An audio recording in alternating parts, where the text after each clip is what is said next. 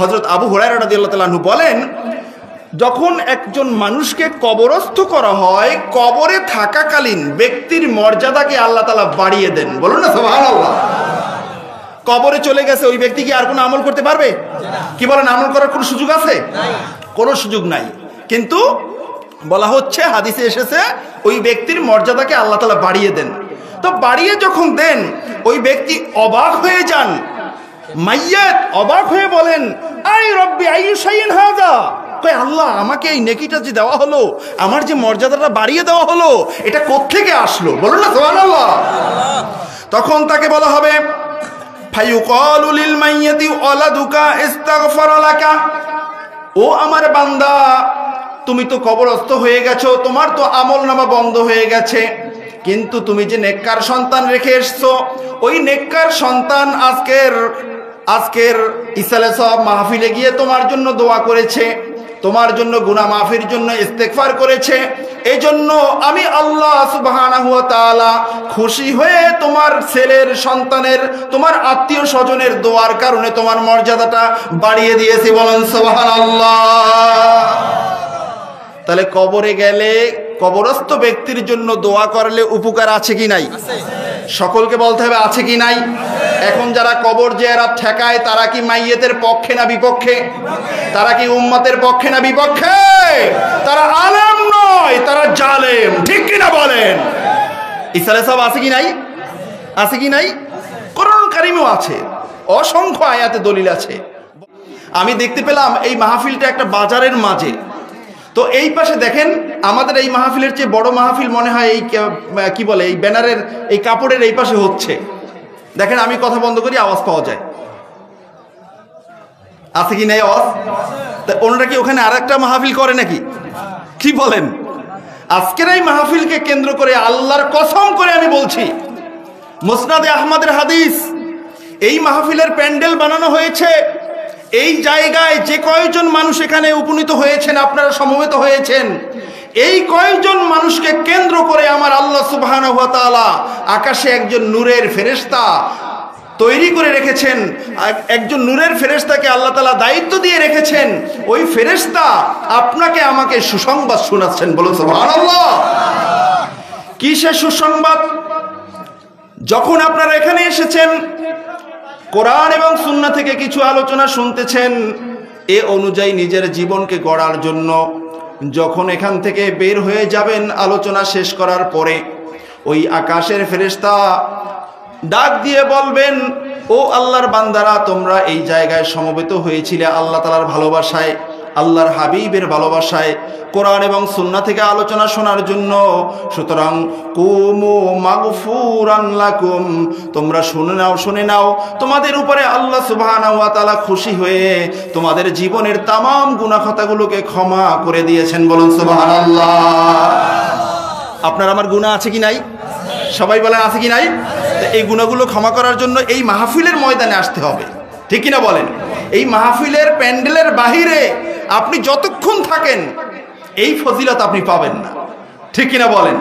কিন্তু ইসালে সব মাহফিল আশেপাশে আসলে অনেক শ্রোতা আছে, ওনারা দেখবেন যখন দোয়ার দিকে দাবিত হয় তখন এক প্যাকেট তাবারক নেওয়ার জন্য আসবেন ওনারা। ঠিক কিনা বলেন?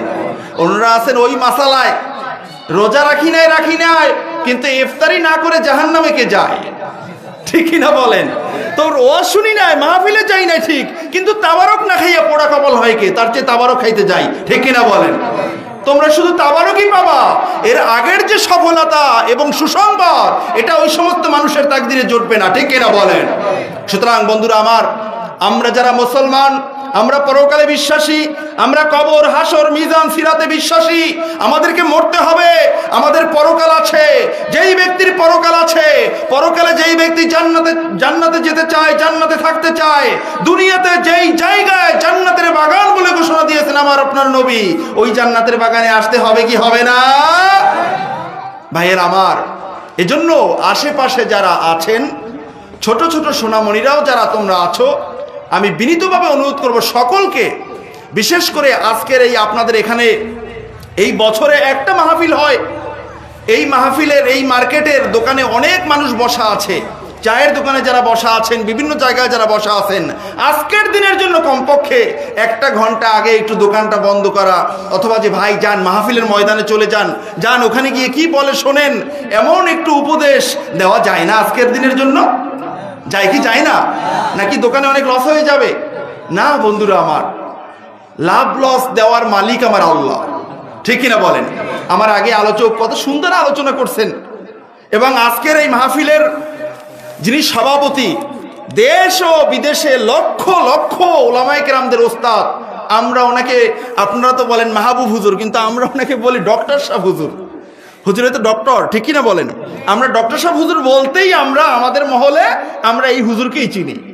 তো এই হুজুরে যাদেরকে দাওয়াত দিয়েছেন সবাই কিতাবি আলেম, কেউ এখানে মুখস্থ কোনো গল্প কাহিনী শোনাইতে আসবেন না। দেখেন, এখানে আমিও আজকের আপনাদের খেদমতে যে এসেছি, বিশাল নোট নিয়ে এসেছি, এবং আমাকে 2টা বিষয়ের উপর আলোচনা করতে বলা হয়েছে। 2টা বিষয়ের আল্লাহর কসম করে আমি বলছি, প্রত্যেকটা বিষয়ের উপরে আমি সকাল পর্যন্ত বলতে পারবো এমন চালান আমি আজকের এখানে নিয়ে আসছি। কিন্তু আমার সময়টা একেবারেই প্যাকেট করা। মিয়া ভাই পাশে বসে আছেন, কখন ঘন্টা বাজবে, প্রায় আমার অর্ধেক টাইম শেষ। কিন্তু আমি কাদেরকে ওয়াজ করব? আল্লাহর ওলি দিয়ে ভরপুর নোয়াখালীর জমিন, হক্কানি ওলামায়ে কেরামদের জমিন, নোয়াখালীর জমিন। কিন্তু আজকের দুঃখের বিষয় হলেও সত্য, আজকের ইসালে সব মাহফিলে নোয়াখালীর জমিনে মানুষ পাওয়া যায় না, ঠিক কিনা বলেন? কেন পাওয়া যাবে না? তোমরা কি মারা যাবে না? মনে রাখবেন বন্ধুরা আমার, মনে রাখবেন, গোটা পৃথিবীতে প্রত্যেকটা মানুষের সামনে, বিশেষ করে মুসলমানদের সামনে 2টা সিঁড়ি অবস্থান করে। একটা সিঁড়ি দিয়ে যখন বান্দা উঠতে থাকে, ওই সিঁড়িতে বান্দা পাবে ফরজ, ওয়াজিব, সুন্নাতে মুআক্কাদার পাশাপাশি নফল ইবাদত পাবে, ফরজ নামাজের পরে মোনাজাত পাবে, মিলাদ ও কিয়াম, দরুদ ও সালাম পাবে, কবর জিয়ারত পাবে, রওজা শরীফ পাবে, নবীজির ইশক মহব্বত পাবে, সাহাবায়ে কেরামদের মহব্বত পাবে, সর্বোপরি আল্লাহর মহব্বত নিয়ে ওই সিঁড়ি দিয়ে বান্দা আল্লাহর জান্নাতে চলে যাবে, ঠিক কিনা বলেন? আর আরেকটা সিঁড়ি, ওই সিঁড়িতে যখন উঠতে থাকবেন তখন ওই সিঁড়িতে আপনি পাবেন আল্লাহর রাসূল দ্রোহী কথা, সাহাবায়ে কেরামদের সমালোচনা, নফলের বিরুদ্ধে কথা, ফরজ নামাজের পরে মোনাজাত নাই, কবর জিয়ারত নাই, মিলাদ নাই, কিয়াম নাই, দরুদ নাই, সালাম নাই, আদব নাই, আখলাক নাই, আছে যেটা সেটা হলো ইসলামের সাথে, নবীজির সাথে বেয়াদবি, ঠিক কিনা বলেন?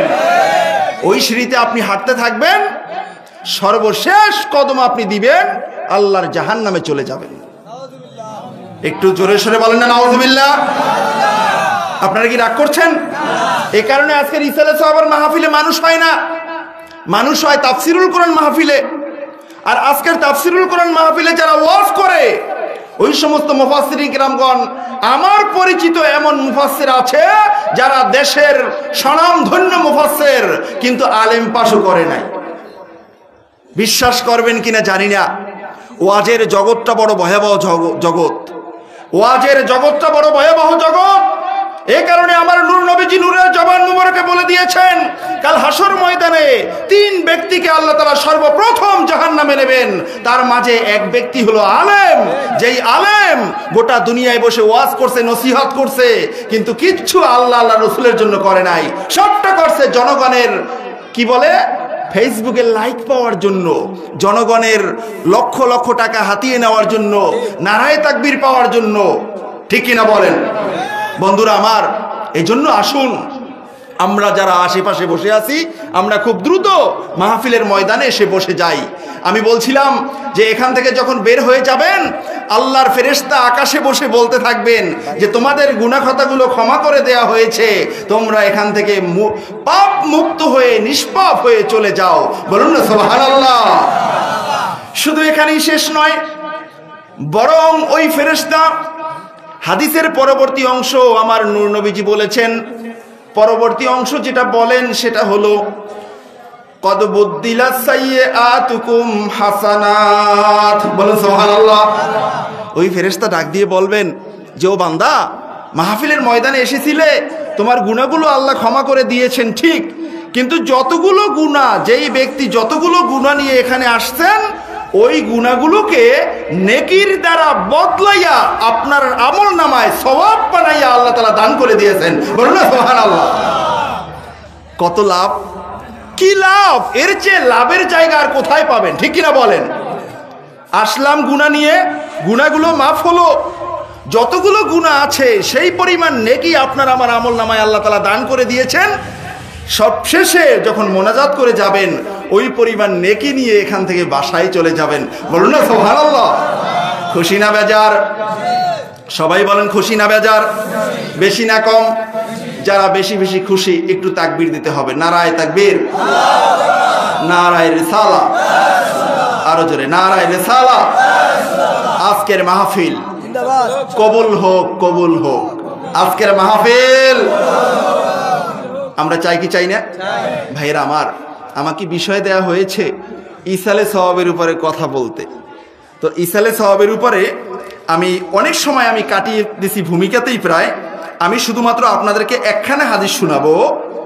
এই হাদিসখানা এসেছে আল আদাবুল মুফরাদের মাঝে, ইমাম বুখারী আলাইহির রহমার সংকলিত কিতাব, এই কিতাবের মাঝে এই হাদিসখানা এসেছে। এক শ্রেণী তো বের হয়ে গেছে অলরেডি, হাদিস বললেই বলে বুখারীতে আছে, বুখারীতে আছে। উনি কত বড় আল্লামা, উনি বুখারী মুসলিম ছাড়া কিচ্ছু মানে না, অথচ বুখারী মুসলিম বানানো জানে না। আছে কি নাই? নাদান, মূর্খ কোথাকার। যেই ব্যক্তি বলবে বুখারী মুসলিম ছাড়া কিচ্ছু মানি না, ওই ব্যক্তি আল্লাহর কসম সে কাফের। ঠিক কিনা বলেন? সে মুসলমান নয়।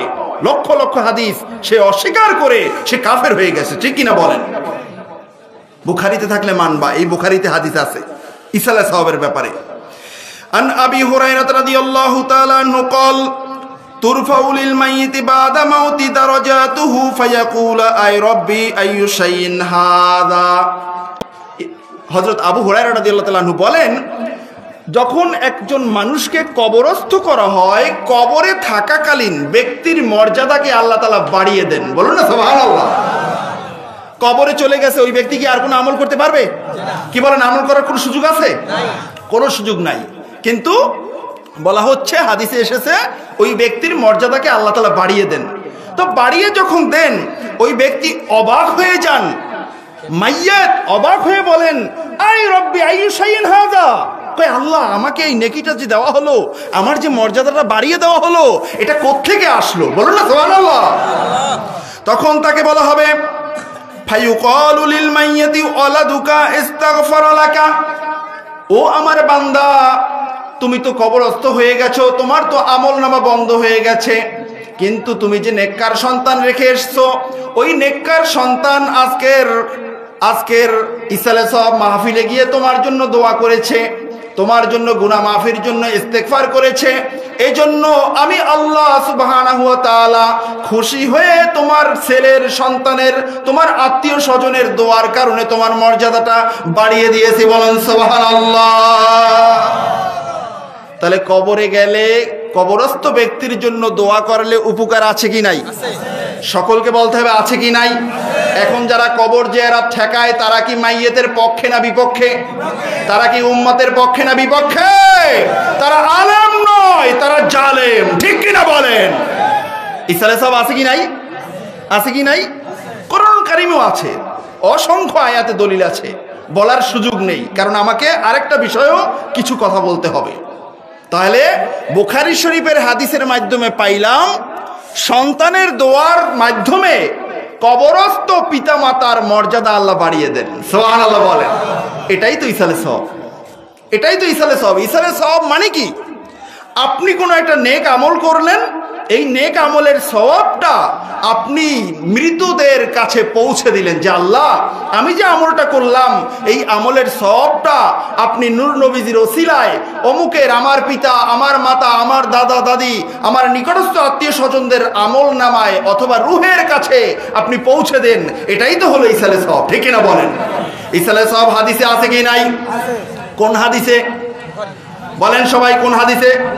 আল আদাবুল মুফরাদ, ইমাম বুখারীর সংকলিত কিতাব। ঠিক কিনা বলেন? এছাড়াও মুসলিম শরীফের মাঝে বাব আছে, আলাদা পরিচ্ছেদ আছে, মুসলিম শরীফেও হাদিস আছে ইসালে সওয়াবের উপরে। বলুন না সুবহানাল্লাহ। মুসলিম শরীফের বাব এসেছে কি? বাবু মা ইয়ালহাকুল ইনসানা মিনাস সাওয়াবি বাদা ওয়াফাতিহি, বলেন সুবহানাল্লাহ। এটা হলো এমন একটা পরিচ্ছেদ যেই পরিচ্ছেদের মাঝে ওই হাদিসগুলো আনা হয়েছে, যেই আমলগুলো করলে মাইয়েতের কাছে ওই আমলের সওয়াবটা পৌঁছে যায়, বলুন না সুবহানাল্লাহ। তাহলে ইসালে সব আছে কি নাই বন্ধুরা আমার? একটু সবাই জবান করেন, আছে কি নাই? আমার কথা কি রাগ করছেন? আমি বারবার আপনাদের থেকে স্বীকৃতি নেই কেন জানেন? যতবার আমার সাথে কথা বলবেন, আপনি যে মাটিটায় বসা আছেন, আপনার এই মাটিটা আপনার পক্ষে সাক্ষী হবে, বলুন না সুবহানাল্লাহ। মাটিতে কবরে গেলে আপনি মাটি বলবে যে আল্লাহ, আপনার এই বান্দা তো মাহফিলে বসে ভালো কথার প্রত্যেকটা কথায় সে সহমত হয়ে বারবার চিল্লাই চিল্লাই বলছে হ্যাঁ আছে আছে, আমি এটার পক্ষে, আমি এটা করব, আমি এটাকে সমর্থন জানাই। আল্লাহ, এই বান্দাকে আপনি কিভাবে কবরে শাস্তি দিবেন? তো মাটির সুপারিশ আল্লাহ শুনবেন কি শুনবেন না? শুনবেন কি শুনবেন না? এই মাটি প্রত্যেক দিন হাদিসে আছে, ডাক দিয়ে বান্দাকে বলে, ও বান্দা, ও আল্লাহর বান্দা, ও আল্লাহর গোলাম, আনা বাইতুল ওয়াহদা, আনা বাইতুল ওয়াহশা, আনা বাইতুত তুরাব। ডাক দিয়ে বারবার বলে যে আমি কবর এমন একটা ঘর, আমি একার ঘর, এখানে তুমি একা একা থাকবে, এখানে অন্য কেউ থাকবে না। আমি কীট পতঙ্গের ঘর, আমি হিংস্র প্রাণীর ঘর, আমি অন্ধকারের ঘর। এই ঘরে তোমাকে আসতে হবে আমল নিয়ে, আমল ছাড়া যদি এখানে আসো তোমার আর নিষ্কৃতি নাই, বলুন না নাউযুবিল্লাহ। ভাইয়ের আমার, আমাদের সবচেয়ে পরিচিত একটা কিতাব হলো সুনান তিরমিজি। এই সুনান তিরমিজির পৃথিবী বিখ্যাত যতগুলো সরা আছে তার মাঝে সর্বপ্রথম সরা হলো, 1 নাম্বার ব্যাখ্যা গ্রন্থ হলো আল আরফুস সাজি। এই আরফুস সাজি এই কিতাবের মাঝে ইসালে সওয়াবের উপরে দীর্ঘ আলোচনার পরে এই কিতাবের সর্বশেষ যে লাইনটা, খোলাসা সারমর্ম যেটা, সেটা হলো ওয়া আম্মা ইনদানা ফায়াজুজু ইসালু সাওয়াবিন কুল্লা শাইইন মিনাল ইবাদাহ। বলা হয়েছে দীর্ঘক্ষণ আলোচনা, কোরআন এবং সুন্নাহর আলোচনার পরে আমরা এই সিদ্ধান্তে উপনীত হলাম যে পৃথিবীতে যত আমল আছে সব আমলের মাধ্যমে, সব ইবাদতের মাধ্যমে ইসালে সওয়াব এটা সকল ওলামায়ে হকের কাছে বৈধ, জায়েজ, বলুন না সুবহানাল্লাহ। গোটা দুনিয়ার আলেমরা বলে ইসালে সওয়াব বৈধ। আজকের আমাদের মসজিদের ইমাম সাহেব, আমাদের ফোরকানিয়া মাদ্রাসার বা নুরানি মাদ্রাসার মুফতি সাহেব বলে যে ইসালে সওয়াব বেদাত, বলে কি বলে না? তাহলে গোটা দুনিয়ার আলেমরা বলছে বৈধ। এটা দ্বারা নবীজি বলছেন এটা দ্বারা মাইয়েত উপকৃত হয়। আমার নবীজি বলেছেন মাইয়েত কবরে যায় গুনাহ নিয়ে, কাল হাসর ময়দানে উঠবে গুনাহ মুক্ত অবস্থায়, বলুন না সুবহানাল্লাহ। গুনাহ মুক্ত অবস্থায় কিভাবে? তার রেখে যাওয়া উত্তরসূরিরা, তার সন্তানেরা তার জন্য দোয়া করবে, এই দোয়ার ওসিলায় আল্লাহ তাআলা তার গুনাহ মাফ করে কাল হাসর ময়দানে নিষ্পাপ করে হাসরের ময়দানে আল্লাহ তাআলা পুনরুত্থান করবেন, বলুন না সুবহানাল্লাহ। তাহলে ইসালে সওয়াব আছে কি নাই? ভাইরা আমার, ইসালে সওয়াবের উপরে আমি আর আলোচনা করতে চাই না। আমি কি আপনাদেরকে বুঝাইতে পারলাম যে ইসালে সওয়াব এটা হলো বৈধ, এটা জায়েজ, এটার মাধ্যমে মাইয়েত কবরে উপকৃত হয়। এই বুঝটা কারা কারা আমরা পেয়েছি? 2 হাত উঁচু করে নারায়ে তাকবীর। আমরা সবাই বুঝতে পারলাম তো ইনশাআল্লাহ? আল্লাহ কবুল করুক। বলেন হাত নামান। ভাইয়ের আমার, আমি খুতবাতে আপনাদের খেদমতে কুরআনুল হাকিম সূরাতুল আহজাবের 45 এবং 46 নাম্বার আয়াতে কারিমা আপনাদের খেদমতে তেলাওয়াত করেছি। এই আয়াতে কারিমার আলোকে খুব সংক্ষিপ্তভাবে কিছু কথা আমি আপনাদেরকে শোনাতে চাই। ওমা তাওফিকি ইল্লা বিল্লাহ। ভাইয়েরা আমার, আল্লাহ সুবহানাহু ওয়া তাআলা বলেছেন, ইয়া আইয়ুহান নাবিয়্যু ইন্না আরসালনাকা শাহিদাও ওয়া মুবাশশিরাও ওয়া নাযীরা। আমার আল্লাহ সুবহানাহু ওয়া তাআলা তার প্যারা হাবিব সাল্লাল্লাহু আলাইহি ওয়াসাল্লামকে ডাক দিয়ে বললেন, ইয়া আইয়ুহান নবী, হে আমার নবী, ইন্না আরসালনাকা শাহিদাও ওয়া মুবাশশিরাও ওয়া নাযীরা, আমি আপনাকে দুনিয়ার মাঝে প্রেরণ করেছি শাহিদান সাক্ষী হিসাবে, ও মুবাশশিরান এবং সুসংবাদদাতা হিসাবে, ও নাযীরা এবং সতর্ককারী হিসাবে। বলুন সুবহানাল্লাহ। ওয়া দাঈয়ান ইলাল্লাহি বিইযনিহি ওয়া সিরাজাম মুনীরা, আমার আল্লাহ বলছেন, ও আমার হাবিব, আমি আপনাকে গোটা দুনিয়ার মানুষের কাছে আমার পক্ষ থেকে আহ্বানকারী হিসাবে, আমি আল্লাহর দিকে আপনি মানুষকে আহ্বান করবেন, আপনাকে আহ্বানকারী হিসাবে জমিনের মাঝে প্রেরণ করেছি।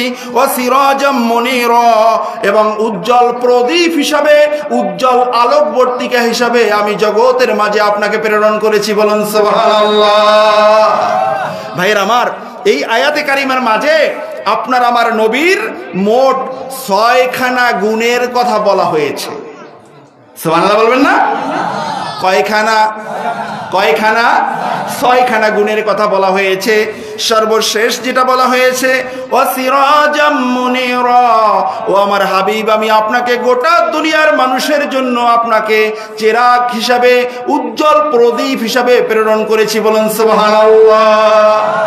দেখেন, এই 6টা গুণ নিয়ে যদি আলোচনা করা হয়, প্রত্যেকটা গুণের উপরে ঘন্টার পর ঘন্টা আলোচনা করা যাবে, তার কারণ এটা আমার নবীজির শান। ঠিক কিনা বলেন? ঠিক কিনা বলেন? ভাইরা আমার, আল্লাহ সুবহানাহু ওয়া তাআলা বলেছেন, ও সিরাজাম মুনীরা। এই যে আমাদের মাহফিলের প্যান্ডেলটা, মনে করেন এই প্যান্ডেলটা যদি আগের জামানায় হতো, এখন তো ইলেকট্রনিক লাইট আছে, অনেকগুলো লাইট, যতগুলো ইচ্ছা ততগুলো লাইট জ্বালানো সম্ভব হয়। ঠিক কিনা বলেন? কিন্তু আপনারা যারা মুরাব্বি আছেন, আগের যুগে মাহফিল হতো হ্যাজাক লাইট জ্বালানো হইতো। ঠিক কিনা বলেন? এই হ্যাজাক লাইট এগুলো কিন্তু শত শত থাকতো না, এই কোনায় একটা, ওই কোনায় একটা, মাঝখানে অন্ধকার থাকতো, প্যান্ডেলের মাঝখানে একেবারে একটা বসাইতো, তার আলো শেষ পর্যন্ত যাইতো না, এমনটা কিন্তু হতো। ঠিক কিনা বলেন? যদি মনে করেন এই গোটা প্যান্ডেলটাকে আলোকিত করার জন্য একটা লাইট দেওয়া হবে শুধুমাত্র, আর কোনো লাইট থাকবে না, সেই ক্ষেত্রে আমি আপনাদের কাছে শুনতে চাই, জানতে চাই, ওই লাইটটা আপনি কোন জায়গায় বসাতেন? কোন জায়গায় বলেন তো? মাঝখানে। মাঝখানে দিলে হতো কি, যে এইটার আলোটা যতটুকু আছে, যতটুকু কভার হয়, সব জায়গায় একই রকম জায়গায় পৌঁছতো। ঠিক কিনা বলেন? ভাইয়েরা আমার, আপনার আমার নবী মুহাম্মদুর রাসূলুল্লাহ সাল্লাল্লাহু আলাইহি ওয়াসাল্লামকে আল্লাহ সুবহানাহু ওয়া তাআলা বলেছেন সিরাজাম মুনীরা, ও আমার হাবিব, আমি আপনাকে উজ্জ্বল প্রদীপ হিসাবে জগতের মাঝে আপনাকে প্রেরণ করেছি। এজন্য আপনার আমার নবীকে মুহাম্মদুর রাসূলুল্লাহ সাল্লাল্লাহু আলাইহি ওয়াসাল্লামকে আল্লাহ সুবহানাহু ওয়া তাআলা প্রেরণ করলেন গোটা পৃথিবীর মাঝ বরাবর জায়গা মক্কা আল মুকাররমায়। বলুন সুবহানাল্লাহ। আল্লাহ তাআলার পক্ষ থেকে যেহেতু এটা আলোটা আল্লাহ তাআলা এমন জায়গায় পাঠাইলেন, গোটা দুনিয়ার ভূখণ্ডের মাঝখানে আল্লাহ তাআলা প্রেরণ করছেন, যাতে করে গোটা পৃথিবীটা নূরে মুহাম্মাদির দ্বারা আলোকিত হয়ে যায়। বলুন সুবহানাল্লাহ। ভাইয়েরা আমার, আপনারা জানেন আল্লাহ সুবহানাহু ওয়া তাআলা যখন এই জমিনটাকে সৃষ্টি করার ইচ্ছা করলেন, সর্বপ্রথম জমিন সৃষ্টি করা হয়েছে বাইতুল্লাহ শরীফ থেকে। সুবহানাল্লাহ বলেন। সর্বপ্রথম জমিন সৃষ্টি হওয়া শুরু হয়েছে খানায় কাবার নিচ থেকে। বলুন না সুবহানাল্লাহ। এ কারণে মক্কা মুকাররমাকে বলা হয় উম্মুল কুরা। বলুন না সুবহানাল্লাহ। গোটা দুনিয়ায় যত এলাকা রয়েছে, গ্রাম, গাঁও, দেশ, প্রদেশ, সব ভূখণ্ডের মা হলো মক্কা মুকাররমা। বলুন না সুবহানাল্লাহ। এই কারণে বর্তমান মক্কা মুকাররমার সবচেয়ে বড় ইউনিভার্সিটি, তার নাম হলো উম্মুল কুরা ইউনিভার্সিটি। ঠিক কিনা বলেন? তো উম্মুল কুরা মানে হলো সব এলাকার, সব গ্রামের, সব অঞ্চলের মা। তাহলে উম্মুন মানে কি বলেন তো? মা। উম্মুন মানে কি? এখানে যদি উম্মুন অর্থ মা করা হয়, আমার নবীকে আমার আল্লাহ সুবহানাহু ওয়া তাআলা কোরআনুল কারীমে বলেছেন নাবিয়্যুল উম্মি, তাহলে এখানে কেন মূর্খ নবী অর্থ করো? তাহলে এক জায়গায় মূর্খ, আরেক জায়গায় মা, তার মানে হলো তোমাদের এই অর্থের মাধ্যমে বোঝা যায় তোমাদের কলিজার মাঝে দুশমনের বলেন? বলে না? বলে নবীজি আমার মতো 1-2 গুনতে পারে না, নবীজি এটা জানেন না ওটা জানেন না, বলে কি বলে না? তাহলে এই যে ওয়াস, নবীকে বলা হয়েছে উম্মি নবী, আর এখানে বলা হয়েছে উম্মুল কোরা। আবার কোরআনুল কারীমের মাঝে একখানা সূরা আছে, যেই সূরাটাকেও বলা হয় উম্মুল কোরআন। সুবহানাল্লাহ বলেন না? উম্মুল কোরআন মানে হলো সূরা ফাতিহাকে বলা হয় কোরআনুল কারীমের মা, কোরআনুল কারীমের আসল। পুরা কোরআনে যা আছে সূরা ফাতিহায় তা আছে, বলুন না সুবহানাল্লাহ। আল্লামা মোল্লা আলী কারি রহিমাহুল বারি তার মিরকাতের মাঝে খুব সুন্দর করে বলেছেন, গোটা কোরআনে যা আছে সূরাতুল ফাতিহার মাঝে আল্লাহ তাআলা গোটা কোরআনের সারমর্মটা আল্লাহ তাআলা দান করে দিয়েছেন, বলুন না সুবহানাল্লাহ। তাহলে এখানেও আমরা উম্মুল কোরআন, কোরআনের মা অর্থ করলাম, উম্মুল কোরা সব এলাকার মা অর্থ করলাম, নাবিয়ুল উম্মি। এখানে আমরা কেন মূর্খ অর্থ করি? এখানে কি আমরা সকল নবীর মূল, সকল নবীর আসল এই অর্থ আমরা করতে পারি না? বলেন, কি বলেন? এই অর্থ আমরা করতে পারি না? তাহলে আপনার আমার নবীর ক্ষেত্রে যখন মূর্খ নবী অর্থ করা হয়, একই শব্দ দিয়ে কোরআনের মা অর্থ করা হয়, এলাকার মা অর্থ করা হয়, তার মানে হলো আপনার আমার নবীর সাথে দুশ্মনী আছে, ঠিক কিনা বলেন? ভাইয়েরা আমার, আপনার আমার নবী নবিউল উম্মি, তার মানে হলো এটা নয় যে নবী মূর্খ, বরং আমার আপনার নবী হলেন সকল নবীদের মূল, বলেন সুবহানাল্লাহ।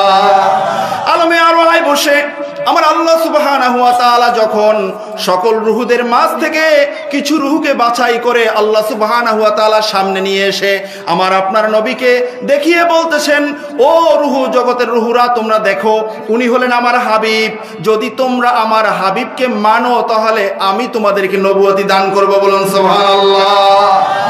তখন তাকবীর,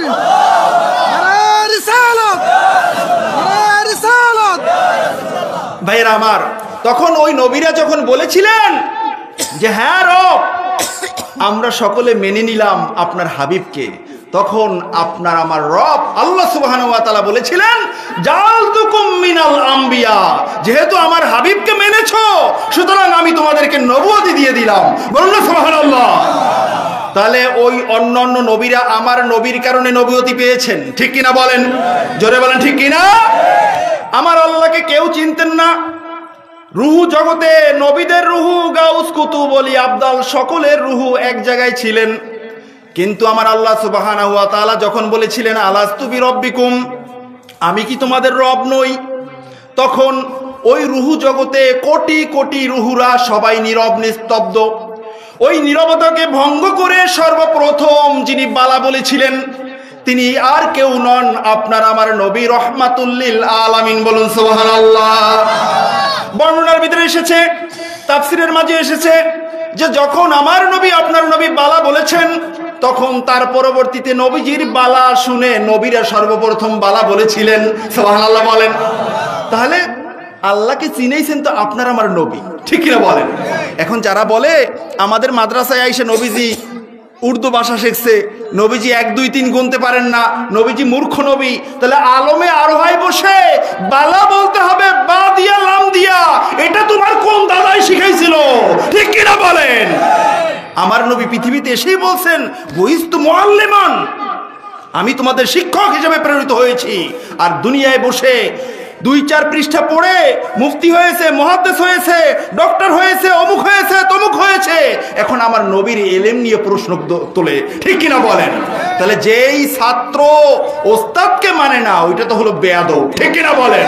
তাহলে বেয়াদব দিয়ে আমাদের আনাচে কানাচে ভরা এলাকা আছে কি নয়? বন্ধুরা আমার, এজন্য আল্লাহ সুবহানাহু ওয়া তাআলা সিরাজাম মুনিরা আমার নবীকে উম্মুল কোরায় পাঠাইছেন, এমন জায়গায় আল্লাহ তাআলা পাঠাইছেন যেই জায়গা থেকে আমার আপনার নবীর নূর মুবারক গোটা দুনিয়াতে ছড়িয়ে ছিটিয়ে পড়েছে, বলুন সুবহানাল্লাহ। ভাইয়েরা আমার, আল্লাহ সুবহানাহু ওয়া তাআলা বলেছেন, ইয়া আইয়ুহান নাবিয়্যু ইন্না আরসালনাকা। দেখেন আমার আল্লাহ সুবহানাহু ওয়া তাআলার শব্দ চয়ন তার হাবিবের শানে। আল্লাহ সুবহানাহু ওয়া তাআলা, ভাইরা আমার হাতে যে নোটটা, এই নোট হলো হুবাহু আমি তাফসিরে রুহুল বায়ান থেকে নিয়ে এসেছি। আমি আগেই বলেছিলাম যে বানানো মন গড়া কোনো কথা বলবো না, এখানে সবগুলো আমার নোট করা, পৃষ্ঠা নাম্বার সহ, সূরার নাম সহ, হাদিস নাম্বার সহ সবগুলো এখানে এসেছে। আমি আপনাদেরকে যতটুকু কথা বলবো বেশিরভাগ কথাগুলোই হলো তাফসিরে রুহুল বায়ান থেকে এসেছে। তাফসিরে রুহুল বায়ানের মাঝে এসেছে, মুফাসসির রাহিমাহুল্লাহ তাআলা বলেছেন, এই যে ইয়া আইয়ুহান নাবিয়্যু ইন্না আরসালনাকা, ওহে আমার নবী আমি আপনাকে প্রেরণ করেছি, এই যে ডাকটা দিলেন এই ডাকটা হলো নিদাউ কারামাতিন ওয়া তাযীমিন। আমার আল্লাহ সুবহানাহু ওয়া তাআলা তার হাবিবকে সম্মান করে তাজিম করে ডাক দিয়েছেন। বলুন আল্লাহু আকবার।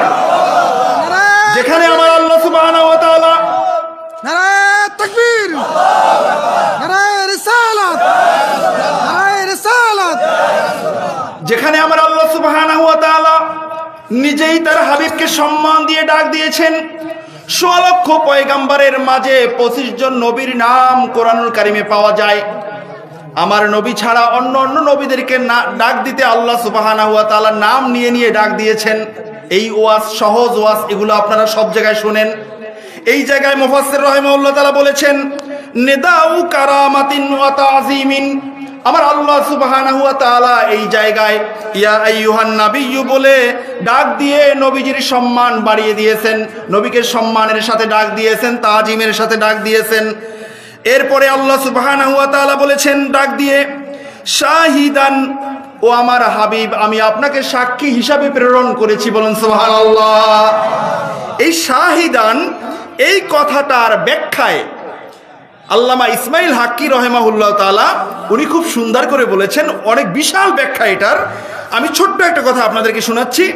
মুফাসসির রহিমাহুল্লাহ তাআলা বলেছেন শাহাদাতুকা আলা উম্মাতিকা বিতাসদীকিহিম ওয়া তাকযীবিহিম তুআদ্দিহা ইয়াউমাল কিয়ামাতি আদাআম মাকবুলা। আল্লাহু আকবার। মুফাসসির রহিমাহুল্লাহ তাআলা বলেছেন, ও আল্লাহর হাবিব, আল্লাহ সুবহানাহু ওয়া তাআলা আপনাকে সাক্ষী হিসাবে এই জমিনে প্রেরণ করেছেন। সাক্ষী দিবেনটা কি? কিয়ামত পর্যন্ত আগত যত উম্মত, এই উম্মত তাদের উম্মতের দাবিতে কারা সত্যবাদী আর কারা মিথ্যাবাদী, কাল হাসর ময়দানে আপনার আমার নবী আল্লাহ সুবহানাহু ওয়া তাআলার সামনে সাক্ষী দিবেন। বলুন সুবহানাল্লাহ। আর আমার আপনার নবী যেই সাক্ষী দিবেন সেই সাক্ষীটা আপনার আমার রব আল্লাহ সুবহানাহু ওয়া তাআলা সাথে সাথে গ্রহণ করে নেবেন। বলুন সুবহানাল্লাহ। সাথে সাথে আল্লাহ সুবহানাহু ওয়া তাআলা গ্রহণ করে নেবেন। এখন প্রশ্ন হলো, হুজুর না দেখে সাক্ষী দেওয়া তো মহা অপরাধ, ঠিক কিনা বলেন? আমাদের সমাজে মিথ্যা সাক্ষী আছে কি নাই? তো মিথ্যা সাক্ষী দেওয়াটা তো খুব সম্মানের কাজ, ঠিক কিনা বলেন? তাহলে আপনার আমার নবী পর্দা করছেন প্রায় ১৫০০ বছর হয়ে গেছে। আপনার আমার নবী কিয়ামত পর্যন্ত আগত উম্মত, যেই উম্মত এরকম মাইক নিয়ে ওয়াজ করে, মুফতি সাহেব, মুফাসসির সাহেব, আদিব সাহেব, ওনারা ওয়াজ করেন, আল্লাহর রাসূলের শানে বেয়াদবি, সাহাবা ইকরামদের সাথে বেয়াদবি, আল্লাহ তাআলার শানে বেয়াদবি, ইসলাম মুসলমানদের শানে বেয়াদবি করে, তো ওর যে দাবি আমি মুসলমান, আমি মুফতি, এই দাবিটা তো সত্য নয়। তো আপনার আমার নবী তো রওজা মোবারক এখান থেকে ৬০০০ মাইল দূরে পর্দা করেছেন প্রায় ১৫০০ বছর আগে। এই নবী আপনার আমার ব্যাপারে কেমনে সাক্ষী দিবেন? না দেখেই যদি সাক্ষী দেয় এই সাক্ষী তো গ্রহণযোগ্য নয়, ঠিক কিনা বলেন? আপনাদের মাথায় ঢোকে তো কথা? এ কিন্তু আমি সরাসরি তাফসীর আপনাদেরকে শোনাচ্ছি। না দেখে যদি সাক্ষী দেন ওই সাক্ষী কি গ্রহণযোগ্য হয় বলেন? তো আজকের আমাদের সমাজে যদি কেউ কোর্টে বিভিন্ন জায়গায় গিয়ে বা বিচার আচারে না দেখে কেউ সাক্ষী দেয়, তার সাক্ষীটা কেউ গ্রহণ করে না, গ্রহণ পর্যায়ক্রমে করলেও মানুষ তাকে হাসে যে বেটা মিথ্যা সাক্ষী দিয়ে আসছে, ঠিক কিনা বলেন? তো আপনার আমার নবী কেমনে সাক্ষী দিবেন? প্রশ্ন আসে কি আসে না? আপনার আমার নবী দেখেন কি দেখেন না? এই বিশ্বাসটা তো হয় না। এটা বললেই তো শিরক বলেন। এই বিশ্বাসটা তো আপনাদের হয় না। আপনার আমার নবী মাশরিক থেকে মাগরিব পর্যন্ত কিয়ামত পর্যন্ত আগত সকল বিষয়, সব খবর জানেন, দেখেন, বোঝেন।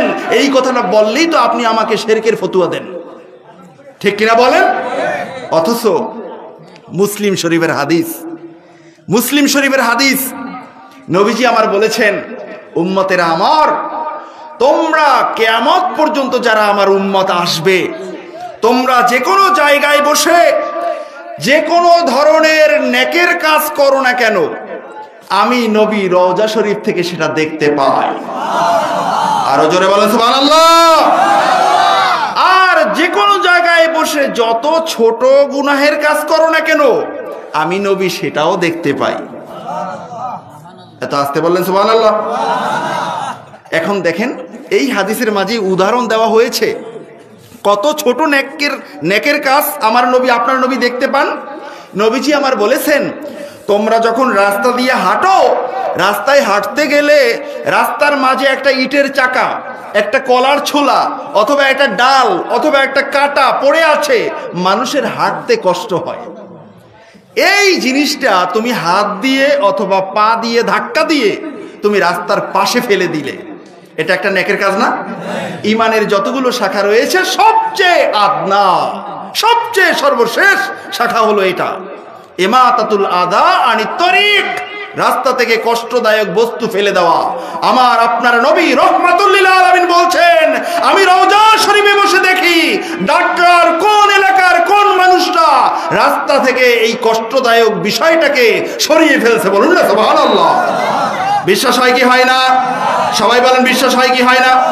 তো যেই নবী সবচেয়ে ছোট আমলটা দেখতে পাইলেন, ওই নবী কি বড়টা দেখেন না? জোরে বলেন দেখেন কি দেখেন না? এই গেল নেকের উদাহরণ। এরপরে গুনাহের উদাহরণটা দিয়েছে নোখামা। এই যে আমরা পুরুষ মানুষ রাস্তায় আমরা চলাফেরা করি না, রাস্তায় চলাফেরা করলে দেখবেন অজু করে যখন আপনাদের এই মসজিদে ঢোকেন, পুরুষের অভ্যাস হলো এই দাড়ি এরকম করে, এরপরে কান চুলকায়, ভিজা থাকে যে, এরপরে কেউ কেউ আবার করে কি নাকের ভিতরে একটু নাক পরিষ্কার করে, আপনি ডলা দেয় না? এ তো এরকম ডলা দিলে বড় যদি কোনো ময়লাটা আসে, এটা তো অবশ্যই টিস্যুতে রাখে অথবা অজুখানায় গিয়ে ধুয়ে ফেলায়, কিন্তু মাঝে মধ্যে একেবারে চোখে দেখা যায় না, ছোট একটু বিন্দু পরিমাণ ময়লা আসে কি আসে না হাতে?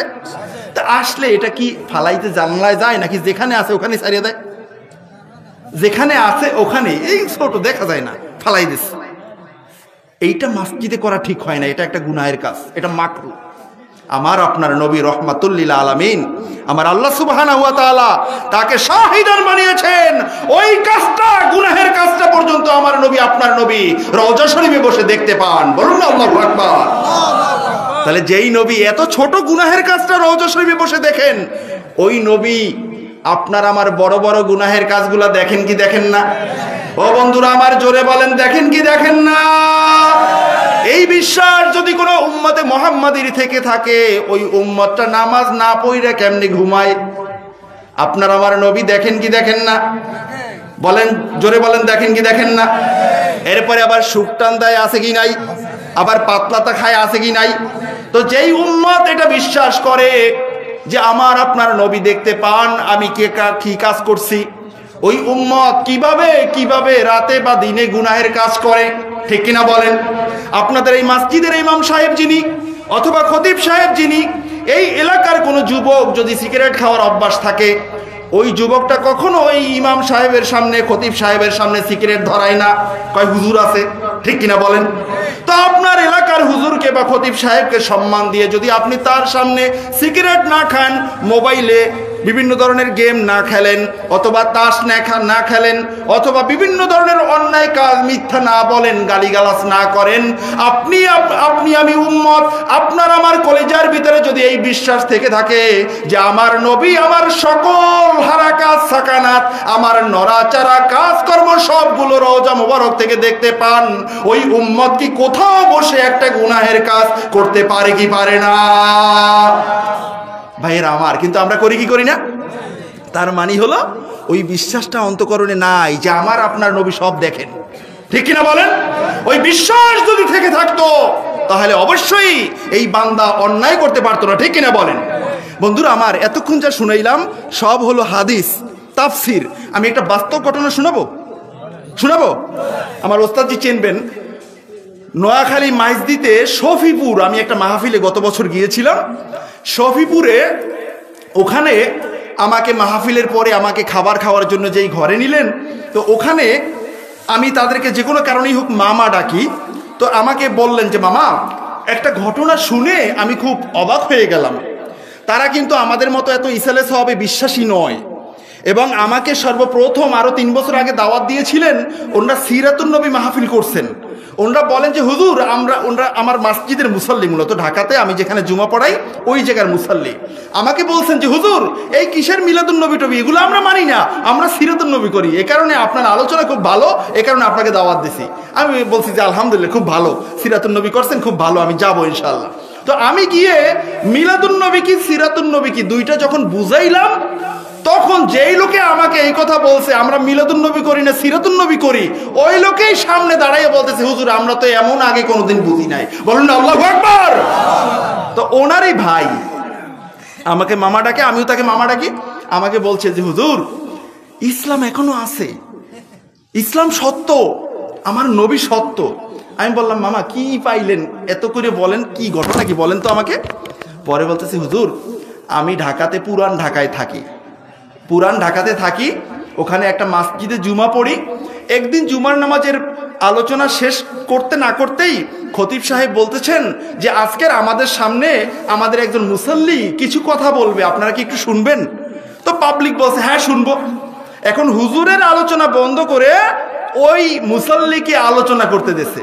মুসাল্লি আলোচনা করতেছেন যে মুসাল্লি ভাইয়েরা, আসলে আমি একজন জেনারেল শিক্ষিত, আমি আরবি শিক্ষিত নয়, তবে আমি আমার একটা জীবনের বাস্তব ঘটনা আমি আপনাদের সাথে শেয়ার করব।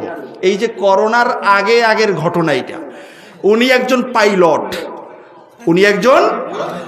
বিমান চালায়। তো এখন বিমান চালায়, ওনার 2 ছেলে মেয়ে, 1 ছেলে 1 মেয়ে এবং ওনার স্ত্রী সহ এই 4 জন সহ খুব শখ জাগছে যে ওমরা করবে। এখন গেছেন ওমরাতে যাওয়ার পরে জেদ্দা নামার পরে উনি তো অনেক শিক্ষিত পাইলট, ভদ্র মানুষ। এখন এই হেরেম বলে বাসে ডাক দিছে, উনি বাসে উঠে গেছে। উনি তো এহরামের কাপড় পরনে, ওনার স্ত্রীও মোহরেম কাপড় পরনে, এহরাম বাঁধা। এখন নিতে গিয়ে দেখতেছে যে ওনাদেরকে মাক্কায় না নিয়ে ওনাদেরকে নিয়ে গেছে মদিনা শরীফ। এখন মদিনা শরীফ নামার পরে এখন দেখবেন বড় বড় অফিসারদের বউ হলো বড় অফিসার, আছে কি নাই? এবারে তো পাইলট, এত উঁচু লেভেলের একজন শিক্ষিত মানুষ, ওনার বউ তো আরো বড় পাইলট জন্ম দেয় উনি, ঠিক কিনা বলেন? এখন মদিনা শরীফ নাইমা তো শুরু করছে স্বামীর সাথে, বোকার মতো মূর্খের মতো কাজ করছো, যাবা মাক্কা মুকাররমায়, আমরা এখন মোহরেম অবস্থায় এখানে কেমনি কি করি, এতদিন এখানে থাকবো কেমনে, এখান থেকে যাবো কেমনে, যা তা বলা শুরু করছে স্বামীকে।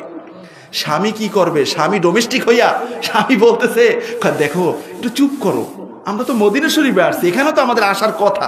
পরে বলে যে এখন এগুলো নিয়ে কই যাবো, আমাদের বাসা তো হলো মক্কায়, আমরা যাবো মক্কায়, তা আমাদের বাসা ওখানে, আমরা এই মদিনা শরীফে কি করব, কই থাকবো, এত বড় জার্নির পরে শরীর স্বাস্থ্য ঠিক নাই, আমরা ওখানে গিয়ে ওমরা করে আমরা হালাল হয়ে যাব, আর তুমি চলে আসতো মদিনা শরীফে, না বুঝতে গাড়িতে উঠছো, বোঝো না শোধো না, উঠে গেছে উনি গাড়ি পাইয়া। এখন স্বামী বলতেছে, ওই পাইলট উনি নিজেই, কিন্তু উনি বলতেছে আমি আমার ওয়াইফকে বললাম যে দেখো তুমি একটু শান্ত হও, আল্লাহর রসুল উনি তো রহমাতুল লিল আলামিন, আমরা ওনার কাছে যেহেতু এসেই পড়ছি, আমরা গিয়ে সালাম দেই, আগে সালাম দিয়ে নবীজির কাছেই বলি যে ইয়া রাসূলুল্লাহ আসলে তো আমি চিনি না, যদিও পাইলট বিমান চালাই সারা দুনিয়ায় যাই, কিন্তু এখানে তো চিনি না, এখন আমি তো ভুল করে চলে আসছি, আমি কি করব, আমি তো কিছু বুঝতেছি না, আপনি দয়া করে আমাদের একটা ব্যবস্থা করেন। তো এখন ওই মহিলাদের সালাম দেওয়ার জায়গা হলো আলাদা, আর পুরুষের সালাম দেওয়ার আলাদা। মেয়েটাকে নিয়ে স্ত্রী চলে গেছে, ছেলেটাকে নিয়ে স্বামী চলে গেছে, পাইলট চলে গেছে, বলছে যে আমরা সালাম দিয়ে এই পাশে এসে দাঁড়াবো। এখন সালাম দিয়ে ওই কথাটাও বলছে যে ইয়া রাসূলুল্লাহ আমি তো আসলে চিনি না, এইরকম ভুলে এসে পড়ছি, ইয়া রাসূলুল্লাহ আপনি যদি দয়া করতেন আমার জন্য সহজ হতো, বলে আস্তে ওখান থেকে বের হয়ে গেছে। বের হয়ে স্বামীকে নিয়ে, আপনারা যারা মদিনা মুনাওয়ারায় গেছেন 21 নম্বর গেট উহুদ পাহাড় বরাবর, এই পিছন থেকে সালাম দিয়ে বের হয়ে ওই পাশ থেকে ঘুরে ওখানে চলে গেছে।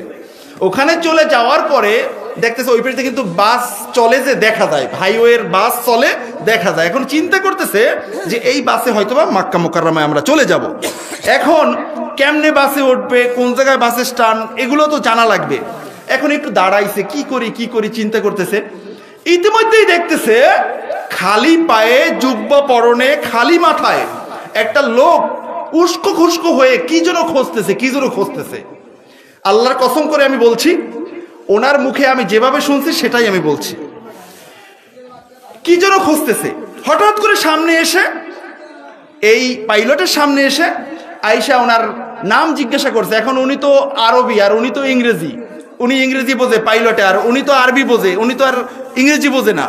এখন এই নেম ইসমুক জিজ্ঞাসা করছে, বলতে পারে না, কিন্তু নেম বলছে যখন, তখন ওনার নাম বলছে। নাম যখন বলছে সাথে সাথে ওই আরাবিয়ান লোকটা জড়াইয়ে ধরছে তাকে। জড়াইয়ে ধরে কি যেন বলতেছে, পাশ থেকে দোকান থেকে আরেকটা বাঙালি সে বের হয়ে আসছে, সে তর্জমা করে শোনাচ্ছে।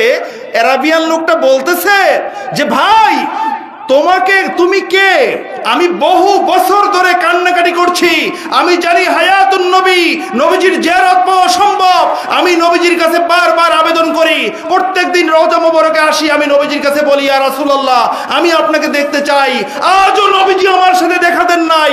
এই মাত্র আমি আমার ঘরে ঘুমন্ত অবস্থায় ছিলাম, আমার নবী এসে আমাকে বলতেছেন তোমার নাম নিয়ে, তোমার চেহারা দেখিয়ে, যে আমার 4 জন উম্মত অমুক ঘেটে আছে, তুমি তাড়াতাড়ি চলে যাও, তুমি এনে তোমার ঘরে তোমার রুমে তাদেরকে থাকতে জায়গা দাও, আর তুমি বাসা ভাড়া করে থাকো।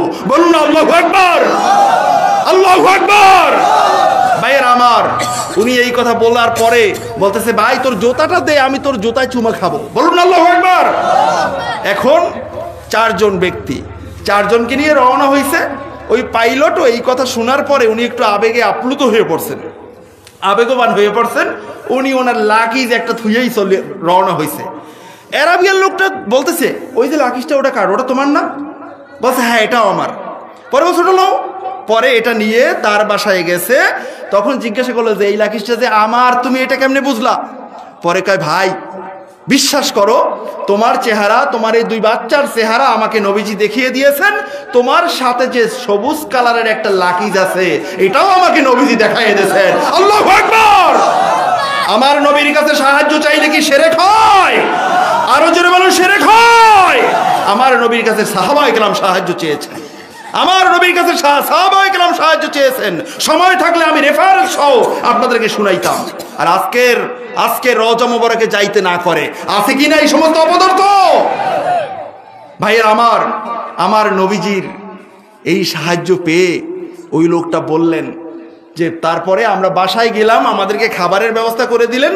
আমরা যেহেতু মক্কা মুকাররমায় যাব, এরপরে উনি নিজেই আমাদেরকে গাড়ি ঠিক করে মক্কা মুকাররমায় যাওয়ার ব্যবস্থা করে দিয়েছেন। বলুন আল্লাহু আকবার। আমার নবী সাহায্য করতে পারেন কি পারেন না? পারেন কি পারেন না? ভাইয়ের আমার, এখানে অনেকগুলো প্রমাণ আমার এখানে ছিল, আমি আর বলবো না এখানে। আমার কথা হলো আমার নবী, আপনার নবী, আমি কি করি আর কি চিন্তা করি আমার আপনার নবী সেটা জানেন, ঠিক কিনা বলেন? আর একটা কথা বলবো, নবীজির যখন সিনাসাক হয়েছিল মেরাজুন নবীতে যাওয়ার আগে, মেরাজুন নবীর আগে, আল্লাহর দিদারে যাওয়ার আগে, তখন যখন সিনাসাক করা হলো, তখনই ফেরেশতা বলতেছে ভিতরে তাকাইয়া, বলছে হাযা কলবুন ফিহি আইনানে তাবসুরান ওয়া ফিহি উজনানে তাসমান। বলুন আল্লাহু আকবার। আমি বানাইয়া বলছি না, হুজুর ওস্তাদজি আমার পাশে আছেন। ফাথুল বাড়ির ইবারত, আল্লামা ইবনু হাজার আসকালানী রাহিমাহুল্লাহ ফাথুল বাড়িতে এই ইবারত আনছেন। ফেরেশতা বলতেছেন এটা কেমন কলব? এই কলবের ভিতরে 2টা চোখ আছে, সেই চোখ দিয়ে নবীজি দেখেন। একটু বুঝে থাকলে জোরে বলেন না সুবহানাল্লাহ। এটা কেমন কলব? যেই কলবের মাঝে 2টি কান আছে, যেই কান দিয়ে নবীজি শোনেন। আরো জোরে বলেন সুবহানাল্লাহ। তাহলে আমি অন্য একটা জায়গায় পেয়েছি, হুজুরের সামনে কথা বলতে ভয় লাগে আমার, আমি অন্য একটা কিতাবের মাঝে পেয়েছি, নবীজিকে যে মোহরে নবুয়ত দিয়েছিলেন, এই মোহরে নবুয়তের মাঝে একটা চোখ আছে। এই চোখটা কত ছোট, খালি চোখে এটা কেউ দেখতে পারে না। এটা সুয়ের মাথার মতো বিন্দু পরিমাণ একটা চোখ। এই চোখ দিয়ে নবীজি বলছেন আমি সামনে যেরকম দেখি পিছনেও এরকম দেখি। বুখারীর বর্ণনা আসছে। ও সাহাবারা, ও নারায়ে তাকবীর। আমার নবী তোমার নবী, আমার নবী তোমার নবী, নারায়ে রিসালাত। ভাইয়ের আমার নবী বলছেন আমি সামনে যেরকম দেখি। নবীজি এই হাদিসের মাঝে বলছেন কি জানেন? রুকু আকুম অখুশু আকুম, ও সাহাবারা, তোমরা মনে করো আমি ইমাম হইয়া সামনের দিকে তাকায় নামাজ পড়ি আর তোমরা পিছনে কি করো আমি দেখি না, এটা মনে করো না। আমি রহমাতুল লিল আলামিন ইমামের জায়গায় দাঁড়িয়ে ইমামতি করি, আমি নামাজ পড়ি, আর আমি তোমাদের রুকু কেমনে করো তাও দেখি, আর তোমাদের বিনয়, নম্রতা, খুজু কতটুকু আছে সেটাও আমি দেখি। বলুন না সুবহানাল্লাহ। আমি প্রশ্ন করতে চাই আপনাদেরকে, রুকু এটা তো আমরা করি, এটা তো হাঁটুতে হাত দিয়ে আমরা করি, ঠিক কিনা বলেন? এখন আমি রুকু করছি, রুকুতে গিয়ে আমি বললাম সুবহানা রাব্বিয়াল, এখন এই সুবহানা রাব্বিয়াল আযীম পড়তেছি আর আমি আমার দোকানের কথা চিন্তা করতেছি, আমি মুহাদ্দিস, আমার কোন ক্লাস পড়াইতে হইবে জোহরের পরে আমি সেটা চিন্তা করতেছি, আমাকে প্রশ্ন করতে দেয়া হয়েছে আমি সেই প্রশ্নের ব্যাপারে চিন্তা করতেছি। আমার এই চিন্তাটা আমি যদি ইমাম হই আমার পিছনের মুসল্লিরা জানবে? আরো জোরে বলেন, জানবে? আমার পাশে আমি যদি মুক্তাদি হয়ে নামাজ পড়ি, আমার পাশে যিনি নামাজ পড়ছেন উনি কি জানবেন? কারণ এটা আমার মনে মনে চিন্তা, ঠিক কিনা বলেন? তাহলে এখন আল্লাহর রাসূল বলছেন কি, আমি তোমাদের মনের মাঝে কি থাকে নামাজের অবস্থায় এটাও আমি রহমাতুল লিল আলামিন দেখি। আল্লাহু আকবার। যেই নবী নামাজের রুকু খুশু দেখেন, ওই নবী আপনি আমি আমার গ্রামে গায়ে বিভিন্ন জায়গায় বসে কোনটা ভালো কাজ করি আর কোনটা পাপ কাজ করি দেখেন কি দেখেন না? আরো জোরে বলেন, দেখেন কি দেখেন না? এখন নবীজির ওই যে মোহর নবুয়তের মাঝে যে ছোট ছোট যে চোখটা, ওই চোখের ফজিলত কি জানেন? ওই চোখের ফজিলত হলো ওই চোখ দিয়ে আমরা এই চোখ দিয়ে দেখি দেয়াল পর্যন্ত, ঠিক কিনা বলেন? এমনকি মাইক্রোস্কোপ যদি লাগানো হয় তাও তো দেয়ালে গিয়ে ঠেকে যাবে, সামনে আগাবে না, ঠিক কিনা বলেন? সোজা থাকতে হবে, খালি থাকতে হবে, তাহলে না সামনে দেখা যাবে। এখন ওই নবীজির পিছনে যে চোখ মোহরে নবুয়তের মাঝে, নবীজির এই শরীরের পোশাক মোবারক ভেদ করে পিছনে যত দূর পর্যন্ত যাবে তত দূর পর্যন্ত নবী মোহরে নবুয়তের চোখ দিয়ে দেখতে পান। আল্লাহু আকবার। ওই চোখের ফজিলত, ওই চোখ জামা পোশাকের আড়ালে ঠেকাতে পারে না, দেয়ালে ঠেকাতে পারে না। ওই চোখ নবীজির একেবারে আল্লাহর সৃষ্টির সর্বশেষ সীমা পর্যন্ত আপনার আমার নবী দেখতে পান। বলুন আল্লাহু আকবার। কথা কতক্ষণ বলবো? কেউ কেউ বলেন নবীরা নাকি তওবাতিল্লাহ করে নবুয়তি পাইছেন। নাউযুবিল্লাহ, জোরে সোরে বলেন না। নবীরা নাকি তওবা করে নবুয়তি পাইছেন। নবীরা সবাই নিষ্পাপ, মাসুম, বেগুনাহ। এই বিশ্বাসে যদি কারো খলত মলত থাকে সে আহলুস সুন্নাহ ওয়াল জামাতের আকীদা থেকে খারেজ হয়ে যাবে, সে অমুসলিম হয়ে যাবে, ঠিক কিনা বলেন? আমার নবীর এই মোহরে নবুয়াতের ফজিলতের ব্যাপারে তাফসিরে রুহুল বায়ানের মাঝে আসছে যে মোহরে নবুয়াত এটা পিছনে দেওয়া হয়েছে কেন? এটা তো সামনেও হতে পারতো, হাতেও হতে পারতো, বা কপালে হতে পারতো, এত বড় সম্মানী একটা জিনিস। হযরত আবু ইয়াজিদ আল বুস্তামি রাহিমাহুল্লাহ তাআলা উনি কি বলছেন এই মোহরে নবুয়তের ব্যাপারে আমি এই কথাটা শোনাতে চাই। তবে এইটা শোনানোর আগে আবু ইয়াজিদ আল বুস্তামি উনি কে, ওনার ব্যাপারে একটু কথা বলতে চাই। শুনবেন ইনশাআল্লাহ? আবু ইয়াজিদ আল বুস্তামির ব্যাপারে তাফসিরে রুহুল বায়ানে এসেছে বাইজিদ বুস্তামির ছেলে। হ্যাঁ, হুজুরে এই একটা পরিচয় যে উনি বাইজিদ বুস্তামি রাহিমাহুল্লাহ তাআলার ছেলে। সুবহানাল্লাহ বলবেন না? যেমন বাপ তেমন, যেমন বাপ তেমন, যেমন ওস্তাদ তেমন, আরো জোরে, যেমন ওস্তাদ তেমন। তাহলে আমরা এখান থেকে বুঝতে পারি যেই সমস্ত বক্তারা নবীর শানে বেয়াদবি করে, সাহাবায়ে কেরামদের শানে বেয়াদবি করে, তাদের ওস্তাদরা এটাই শিক্ষা দিয়েছে, ঠিক কিনা বলেন? সুতরাং এই কারণে সুনান তিরমিজির সর্বশেষ ইবারত, ফানজুরু আম্মান তাখুযুনা দীনাকুম, কার কাছ থেকে দিন শিখবা তাকে আগে দেখো, তার সুরাত কি, তার সিরাত কি, তার ওস্তাদকে, তার কি আকীদা, এটা যদি আহলুস সুন্নাহ ওয়াল জামাতের সাথে মিলে তার ওয়াজ শোনো, অন্যথায় তার কাছে দিন শিখতে যাইও না, ওই দিন তোমাকে জাহান্নামে নিয়ে যাবে, ঠিক কিনা বলেন? এই আবু ইয়াজিদ আল বুস্তামি রাহিমাহুল্লাহ তাআলা ওনার ব্যাপারে একবার প্রশ্ন করছিলেন সুলতান মাহমুদ গজনবী। সুলতান মাহমুদ আমাদের ভারতের, আমাদের পাশের বাড়ি, ঠিক কিনা বলেন? এখন উনি প্রায় শায়েখ আবুল হাসান আল খেরকানি রাহিমাহুল্লাহ তাআলার দরবারে যাতায়াত করতেন। ওনারই মুরিদ ছিলেন, আগের যুগের বাদশাহ, দেখছেন, মুরিদ, পীরের মুরিদ। আল্লাহু আকবার বলবেন না? ওনারা বাদশাহীও চালাইছেন, পীরের মুরিদের সবকও চালাইছেন। এখন গিয়ে প্রায় প্রায় বলতেন এই শায়েখ আবুল হাসান আল খেরকানি, ওনার ব্যাপারে একটু কথা বলি। ওনার জীবনীর ভিতরে আসছে, উনি ওনার জীবনীটা অনেক বড় একটা ওয়াজের জীবনী। ওনার প্রত্যেকটা জায়গায় ওনার বিভিন্ন কথা উম্মতে মুহাম্মাদের জন্য বিশাল নেয়ামত, বলুন না সুবহানাল্লাহ। উনি ওনার একটা খোলাসার ভিতরে বলছেন যে আমি জীবনে 3টা জিনিসের শেষ খুঁজে পাই নাই। সুবহানাল্লাহ বলবেন না? কয়টা জিনিসের? এটা সবাই বলেন, কয়টা জিনিসের? 3টা জিনিসের শেষ সীমা খুঁজে পাই নাই। 1 নম্বর হলো শানে রিসালাত। সুবহানাল্লাহ বলবেন না? আল্লাহর রাসূলের শান, আল্লাহর রাসূলের মান জীবনে যত পড়েছি, যত জেনেছি আর যত বলেছি, বলে শেষ করার মতো নয়, পড়ে শেষ করার মতো নয়, জেনে শেষ করার মতো নয়। তার কারণ উনি তো আল্লাহর হাবিব। আল্লাহ সুবহানাহু ওয়া তাআলা তাকে কি দিয়েছেন ওটা তো কোনো উম্মত জানতে পারবে না। উম্মত তো দূরের কথা, কোনো নবীরা পর্যন্ত জানতে পারবে না। তার কারণ তিনি তো আর কেউ নন, আল্লাহ সুবহানাহু ওয়া তাআলার হাবিব। ঠিক কিনা বলেন? আবু ইয়াজিদ আবুল হাসান আল খেরকানি রাহিমাহুল্লাহ তাআলা উনি বলছেন 3টা জিনিসের সীমা আমি জানতে পারি নাই। একটা হলো নবীর শান মান, এটা যে কোথায় শেষ আমি এটা জানি না। আর আমরা কিছু বললেই কয় হুজুর বেশি হয়ে যায়, আল্লাহর উপরে উঠেই ফেলান, বলুন নাউজুবিল্লাহ। আরে বেটা, এত ছোট কলিজা লইয়া উম্মতে মুহাম্মাদি হইছো বেটা, কয় আল্লাহর উপরে উঠে যায় নাকি?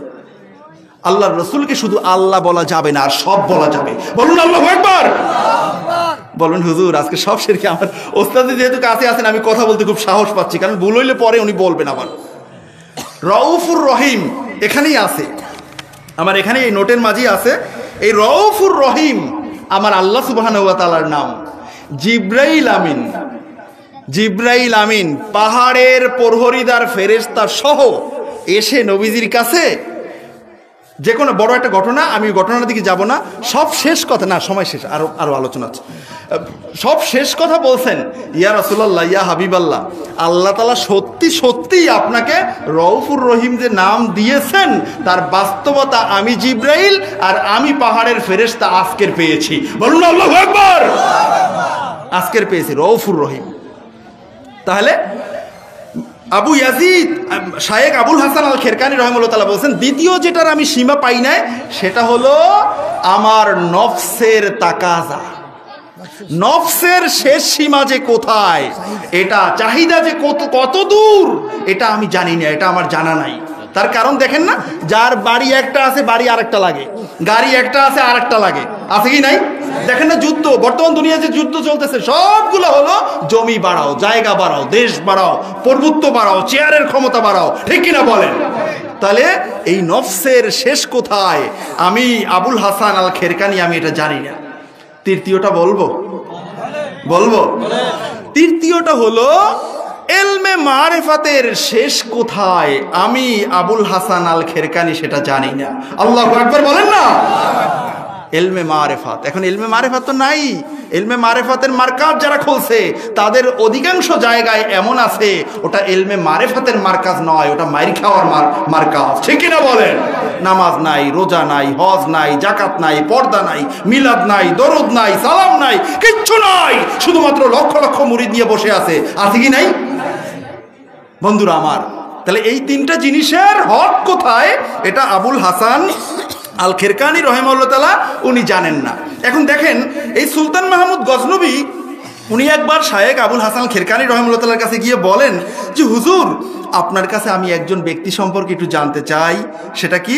মা তাকুলু ফি হাক্কি আবি ইয়াজিদ আল বুস্তামি রাহিমাহুল্লাহ তাআলা। হুজুর আবু ইয়াজিদ বুস্তামির ব্যাপারে আপনার কি মতামত, আপনার কি ধারণা, উনি কেমন মানুষ, ওনার ব্যাপারে আমার একটু জানতে মন চায়। সুবহানাল্লাহ বলো না। তখন ওই শায়েখ আবুল হাসান আল খেরকানি উনি বলছেন হুয়া রাজুলুন মান রাআহু ইহতাদা। বলছেন আবুল হাসান আবু ইয়াজিদ আল বুস্তামির ব্যাপারে তুমি জানতে চাও, উনি এমন মানুষ যে কোনো একটা কাফের, একটা মুনাফিক, একটা মুশরিক ওনাকে যদি নজর দিয়ে দেখতো সাথে সাথে সে হেদায়েত পেয়ে যেত। আল্লাহু আকবার। সাথে সাথে কি পাইতো? কি পাইতো? হেদায়েতের দাম কম না বেশি? তাহলে খুশি হয়ে তো একটু সুবহানাল্লাহ বলতে পারেন নাই? আরো জোরে সরে আল্লাহু আকবার। আল্লাহ রসুলের উম্মত যদি অন্য একটা মুশরিক উম্মত দেখে সে হেদায়েত পাইয়া যায়, বলুন না সুবহানাল্লাহ। উম্মতের জন্য কত বড় নিয়ামত। তখন এই সুলতান মাহমুদ গজনবী উনি বলতেছেন, হুজুর আপনার কথাটা বুঝতে পারলাম না। কেন বুঝতে পারলাম না? বলছে ওয়াকাইফা যালিকা ওয়া আবা জাহাল রা রাসূলুল্লাহ সাল্লাল্লাহু আলাইহি ওয়াসাল্লাম ওয়া লাম ইউখাল্লিস মিনাদ দালালা। কয় হুজুর এই কথাটা তো আমি কিচ্ছু বুঝলাম না। আবু ইয়াজিদ বুস্তামিকে একটা কাফের দেখলেও মুসলমান হয়ে যাইতো, হেদায়েত পেয়ে যাইতো, অথচ আমার নবীকে আবু জাহেল একেবারে ছোটকাল থেকে দেখতেছে, এরপরও তো সে হেদায়েত পায় নাই। এটা কেমন কথা? তাই কি নবীর চেয়ে উম্মত বড় হয়ে গেল নাকি? নাউযুবিল্লাহ বলবেন না? কি বলেন? প্রশ্ন ঠিক আছে না? প্রশ্ন ঠিক আছে না? এই ধরনের প্রশ্ন কিন্তু আমাদের সমাজে বিভিন্ন জায়গায় আছে। প্রশ্ন ফাইন্ড আউট করলে আপনারা পাইতেন। এখন দেখেন কি বলতেছেন আবুল হাসান আল খেরকানি রাহিমাহুল্লাহ তাআলা, বলছেন যে ঠিক আছে, তুমি যেটা বলছো এটা ঠিক আছে। ইন্নাহু মা রাআ রাসূলুল্লাহ সাল্লাল্লাহু আলাইহি ওয়াসাল্লাম ওয়া ইন্নামা রাআ মুহাম্মাদ। বলছে যে ওই আবু জাহেল কোনোদিন মুহাম্মদ সাল্লাল্লাহু আলাইহি ওয়াসাল্লামের কাছে গিয়া রসুল হিসাবে দেখে নাই, সে সব সময় দেখছে আব্দুল্লাহর ছেলে মুহাম্মদ হিসাবে। বলুন না নাউযুবিল্লাহ। কথাটা কি বুঝতে পারছেন? রসুল হিসাবে দেখে নাই, দেখছে কার ছেলে হিসাবে? কয় উনি কে? উনি তো আব্দুল্লাহর ছেলে। আব্দুল্লাহর বেটা তো আমাদের মতোই মানুষ, আরো আমাদের চেয়ে গরিব। নাউযুবিল্লাহ বলেন, আরো জোরে বলেন নাউযুবিল্লাহ। আবু জাহেল এই হিসাবে দেখছে। এরপরে উনি বলতেছেন লাউ কানা রাআ রাসূলুল্লাহ সাল্লাল্লাহু আলাইহি ওয়াসাল্লাম লা দাখালা ফিস সাআদাহ, যদি আবু জাহেল কোনো একটা দিন আমার নবীকে রাসূল হিসাবে দেখতো, তাহলে আবু জাহেলও সৌভাগ্যবানদের অন্তর্ভুক্ত হয়ে মুসলমান হয়ে যেত। বলুন সুবহানাল্লাহ। বরং সে লাউ রাআহু মিন হাইসু ইন্নাহু রাসূলুম মুআল্লিমুন হাদ লা মিন হাইসু ইন্নাহু বাশারুন ইয়াতীমুন, বরং আবু জাহেল সব সময় দেখতো ও মুহাম্মদ তো আব্দুল্লাহর ছেলে, আমার মতো তোমার মতো মানুষ। বলুন নাউযুবিল্লাহ। বাশার বাশার কুল ইন্নামা আনা বাশারুম মিসলুকুম, আছে কি নাই? আছে কি নাই? আরে মজার ঘটনা, আমাদের সমাজে কিছু কিছু আলেম ওয়াজ করতে উঠলেই ওয়াজ করে কুল ইন্নামা আনা বাশারুম মিসলুকুম, এই আয়াতের ওয়াজ, ঠিক কিনা বলেন? আবার কোন কোন ইমাম নামাজ পড়তে গেলেই এশার নামাজে ইমামতি করে কুল ইন্নামা আনা বাশারুম মিসলুকুম, এই আয়াত দিয়ে ইমামতি করে।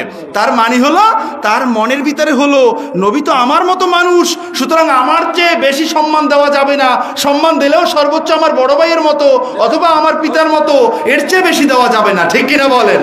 আছে না এমন এমন হুজুর? ওমর রাদিয়াল্লাহু তাআলা আনহুর জামানায় অনেক দূরের মাদারিজুন নবুয়্যির ভিতরে ঘটনাটা আসছে।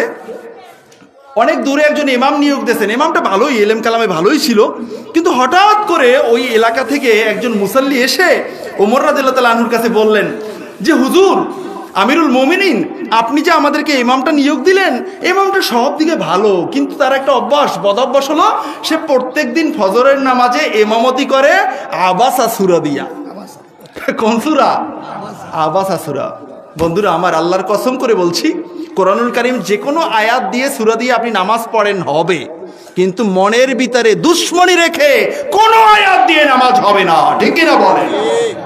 এখন আবাসা সূরা দিয়ে পড়ে, তার কারণ আবাসা সূরার একটা সুন্দর শানে নুজুল আছে। বাহ্যিক দৃষ্টিতে মনে হয় যেন আল্লাহ সুবহানাহু ওয়া তাআলা তার হাবিবকে একটু গরম কথা বলছেন, একটু ধমকের সুরে, অথবা নবীজির শানে লায়েক না এমন শব্দ চয়ন করছেন। কিন্তু অন্যান্য মুফাসসিরিন কিরামগণ ওই সবগুলোকে রদ করছেন। উলামায়ে হক যারা আছেন, এখানে আল্লাহ তাআলা বরং নবীজির সম্মান আরো বাড়িয়ে দিয়েছেন। বলুন না সুবহানাল্লাহ। কিন্তু যেগুলোর মনের ভিতরে মুনাফিকি আছে, যেগুলা আমার মতো মানুষ মনে করে, তারা তো ওই বাহ্যিক অর্থটা নেয় আর নিয়ে মুসাল্লিদেরকে জানায় যে দেখো তোমার আমার নবী তো আমার মতোই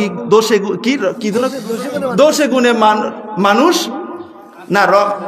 এর আগের একটা কি কোনো কথা খুব সুন্দর করে বলে, রক্তে মাংসে গড়া দোষে গুণে বড়া। এই রক্তে মাংসে গড়া দোষে গুণে বড়া, জাহেল কোথাকার জন্য, ঠিক কিনা বলেন? আমার নবীর ভুল ধরতে গেলে, আমার নবীর শানে কোনো ধরনের হেয় প্রতিপন্ন হয় এমন শব্দ চয়ন করলে, আল্লাহর কসম, আল্লাহর কসম, আল্লাহর কসম, ওই উম্মত যত বড় আলেম হোক না কেন সে কাফের হয়ে যাবে, ঠিক কিনা বলেন? এখন ওমর রাদিয়াল্লাহু তাআলা আনহু কয়, কি বলো তাই নাকি? আমি তো ব্যাটারে দিয়েছিলাম, ব্যাটারে ভালো ইলম কালাম আছে, এখন সে শুধুমাত্র আবাসা সূরা দিয়ে নামাজ পড়ে। ওমর রাদিয়াল্লাহু তাআলা আনহু বলছে যে ঠিক আছে, তুমি যাও, তুমি তা আমার সালাম জানাইও, তাকে আমার কাছে আসতে বইলো।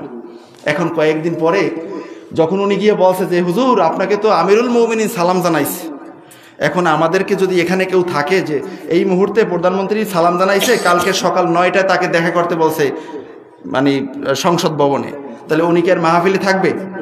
যদি বলি যে ভাই বিরিয়ানি সব তোরে দিয়ে দিব, এরপর থাকবে? বিরিয়ানি না, আরো 10,000 টাকা দিব, এরপর থাকবে? আহা, ইমাম খুশিতে বাকবাকুম, আমিরুল মুমিনিন আমাকে সালাম জানাইছে, তাড়াতাড়ি সকালবেলা ফজর পড়ে আবাসা সূরা দিয়া গেছে, একেবারে আমিরুল মুমিনের কাছে গেছে, যাইয়া আসসালামু আলাইকুম হুজুর। তাই তুমি কে? হুজুর আপনি না আমাকে সালাম জানাইছেন, আমি অমুক এলাকার ইমাম। আচ্ছা বসো বসো। বসতে বলে ওমর রাদিয়াল্লাহু তাআলা একটু আড়ালে গেছেন, আড়ালে গিয়ে নাঙ্গা তরবারি এনে এক কোপ দিয়ে কল্লাটা দ্বিখণ্ডিত করে ফেলছে। বলুন না আল্লাহু আকবার। সামনে আরো সাহাবীরা আছেন কি আছেন না? সব সাহাবীরা চোখ বড় বড় হয়ে গেছে, কিরে আমিরুল মুমিনিন, এত সুন্দর চেহারার একজন ইমাম, একজন মুফতি, এত বড় লম্বা জুব্বা গায়ে, উনি আসছে পরিচয় দিল অমুক জায়গার ইমাম, ওনার সেট দ্বিখণ্ডিত করে ফেললো, ঘটনা কি? আমিরুল মুমিনিন সবার চেহারার দিকে তাকাইয়া মনের প্রশ্নটা নিয়ে এনেছেন। তোমাদের সবার প্রশ্ন, তাকে কেন হত্যা করলাম, ঠিক কিনা? সবাই এক ভাইকে বলে, হ্যাঁ হুজুর আমরা তো এটাই জানতে চাই। পরে বলে এটা হলো মুনাফিক, আমার নবীর শান খাটো করার জন্য সে প্রত্যেক দিন ফজরের সময় আবাসা সূরা দিয়ে নামাজ পড়ায়। বলুন না নাউযুবিল্লাহ। তাহলে আমাদের সমাজে আজকের যদি ওই ধরনের একজন উমর থাকতো, অনেক মুফতির গর্দান পড়ে যেত, ঠিক কিনা বলেন? আছে না যারাই এই শানের আঘাত দিয়ে কথা বলে, গর্দান থাকতো না। ওমর রাদিয়াল্লাহু তাআলা আনহুর মতো একজন শাসক যদি থাকতো, তাহলে আজকের আমার সোনার বাংলাদেশে, যেই দেশ পীর আউলিয়ার বাংলাদেশ বলা হয়, যেই দেশে আমার বাংলাদেশ, এই দেশে ইসলাম নিয়ে, মুসলমান নিয়ে, ইসলামী শিক্ষা নিয়ে, মাদ্রাসা নিয়ে চক্রান্ত কম চলে না। আমার বড় ভাই আমার ওস্তাদজির ব্যাপারে অনেক কথা বলছেন। আল্লাহ সুবহানাহু ওয়া তাআলার কাছে আজকের এই মাহফিলে ওস্তাদজির জন্য দোয়া করে যাই, আল্লাহ তাআলা যেন ওস্তাদজিকে আল্লাহর পক্ষ থেকে অবিশ্বাস্য হায়াতে তৈয়বার মাঝে বরকত দান করে দেন। বলুন আল্লাহুম্মা আমিন। আমরা ওস্তাদজিকে হারিয়ে ফেললে আমাদের রাহবার হারিয়ে ফেলবো। ওস্তাদজির সামনে বলা ঠিক নয়, ওস্তাদজির তুলনা বর্তমান আমার সোনার বাংলাদেশে দ্বিতীয় একজন আপনি পাবেন না। বলুন আল্লাহু আকবার। আল্লাহ তাআলা যেন হুজুরকে সুস্থতা সহ, আল্লাহ তাআলা পিছনে হুজুরের যেই সমস্ত বিপদ আপদ থেকে কাটিয়ে, এক রোগ অ্যাক্সিডেন্ট সবগুলো থেকে যেহেতু এই পর্যন্ত আনছেন, আমরা দোয়া করি আল্লাহ তাআলা যেন হুজুরকে খলিফাতুল্লাহিল মাহাদি, ইমাম মাহাদি আলাইহিস সালাতু ওয়াস সালামের আত্মপ্রকাশের আগ পর্যন্ত যত ফিতনা ফাসাদ বালা মুসিবত উম্মতে মুহাম্মাদের জন্য নাজিল হবে, বিশেষ করে আমার সোনার বাংলাদেশে, আল্লাহ তাআলা যেন হুজুরকে দারাজ কণ্ঠে এগুলাকে প্রতিরোধ করার, প্রতিবাদ করার ক্ষমতা, তৌফিক আল্লাহর পক্ষ থেকে দান করেন। বলুন আল্লাহুম্মা আমিন। আমরা চাই কি চাই না? আরো জোরে সোরে বলি আল্লাহুম্মা আমিন। আরেকবার বলুন আল্লাহুম্মা আমিন। আরেকবার বলুন আল্লাহুম্মা আমিন। ভাইয়েরা আমার, আজকের ওমর রাদিয়াল্লাহু তাআলা আনহুর মতো মানুষ যদি হতো, আজকের বাংলাদেশে এই ধরনের কুচক্র ইসলাম নিয়ে, মুসলমান নিয়ে, আল্লাহ নিয়ে, রাসূল নিয়ে, কোরআন নিয়ে, হাদিস নিয়ে চলতে পারতো না, ঠিক কিনা বলেন? তবে আমি আপনাদেরকে আশ্বস্ত করতে চাই, কথায় কথায় বলি বাংলাদেশ পীর আউলিয়ার দেশ। আমি আর বাকি আলোচনাগুলোর ভিতরে ঢুকলাম না, সময় শেষ। আমি আর বাকি আলোচনার ভিতরে ঢুকলাম না। আমি 6টা গুণের এই একটা গুণের উপরে আমি আপনাদেরকে কিছু কথা শোনালাম। বাংলাদেশ পীর আউলিয়ার দেশ, পীর আউলিয়ার দেশ কথায় কথায় বলি, কিন্তু স্টেজে উঠে আউলিয়া কেরামদের বিরুদ্ধাচরণ করি, আছে কি নাই? আরে যার ওসিলা সিন্নি খাইলা মোল্লাই তো চেনলা না, ঠিক কিনা বলেন? আমি আপনাদেরকে বলতে চাই, বাংলাদেশ থেকে ইসলাম এবং আল্লাহ রসুলের মহব্বত, সাহাবায়ে কেরামদের মহব্বত, এটা কেউ মিটিয়ে দিতে পারবে না, পারবে না, পারবে না, ঠিক কিনা বলেন? তার কারণ মক্কা মুকাররমার মাটি মোবারকের সাথে গোটা পৃথিবীর জমিনে একটাই মাত্র ভূখণ্ড বাংলাদেশ, আমার সোনার বাংলাদেশ, পীর আউলিয়ার দেশ বাংলাদেশ। পীর আউলিয়াদের পদচারণায় ধন্য পুণ্যভূমি বাংলাদেশ। এই বাংলাদেশের মাটির সাথে মক্কা মুকাররমার মাটির সাথে মিল আছে। মাত্র একজনে বলছেন কথাটা, জোরে সোরে সর্বোচ্চ শক্তি দিয়ে বলুন আলহামদুলিল্লাহ। আমরা খুশি না বেজার? বলবেন কোন জায়গার? আপনারা ইতিহাস পড়েন, সিলেট বাবা শাহজালাল ইয়ামিনী রহমাল্লাহ তাআলা উনি এই মাটি মোবারক নিয়ে আসছিলেন। উনি এই মাটি মোবারক মক্কা মুকাররমা থেকে নিয়ে এসেছিলেন। ওই মাটির সাথে মিলিয়ে এই জায়গায় থাকার জন্য আমার নবীজির পক্ষ থেকে বাবা শাহজালাল ইয়ামিনী রহমাল্লাহ তাআলার মামার পক্ষ থেকে নির্দেশ ছিল, এই ভূমির এই মাটির সাথে মক্কা মুকাররমা উম্মুল কুরা নবিয়ুল উম্মির মাটির সাথে মিল আছে। এই দেশ থেকে ইসলামের কেউ কোনো ক্ষতি করতে পারবে না, যারাই আসবে তারাই হটে যাবে, ঠিক কিনা বলেন? আল্লাহ সুবহানাহু ওয়া তাআলা আমাদের এই সোনার বাংলাদেশের আভ্যন্তরীণ এবং বহিরাগত সকল শত্রু থেকে আল্লাহ তাআলা এই সোনার বাংলাদেশকে হেফাজত করুক, বলুন আমিন।